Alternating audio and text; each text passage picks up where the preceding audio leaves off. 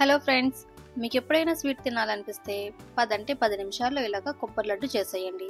ఇంకా ఇప్పుడిప్పుడే వంటలు నేర్చుకుంటునే వాళ్ళు చేసినా కానీ 100% ద బెస్ట్ రెసిపీ అవుతుందండి ఇది.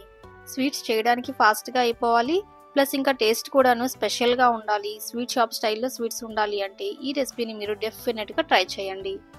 మీకు ఇంకా ఇలాంటి క్విక్ అండ్ ఈజీ రెసిపీస్ కావాలంటే ఈ ఛానల్ని సబ్స్క్రైబ్ చేసుకొని ఈ వీడియోని లైక్ చేయండి.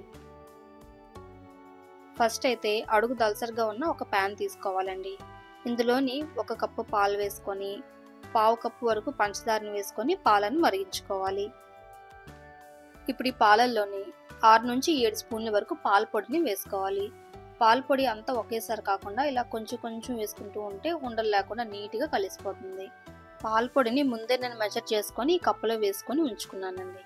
ఇలా పాలపిండిని బాగా కలిపేసుకున్న తర్వాత ఇందులోని కొబ్బరి పొడిని వేయాలి. ఇందులో కొబ్బరి పొడి ఎంత పట్టిందంటే ఫస్ట్ 1 కప్పు కొబ్బరి పొడిని వేసుకున్నానండి.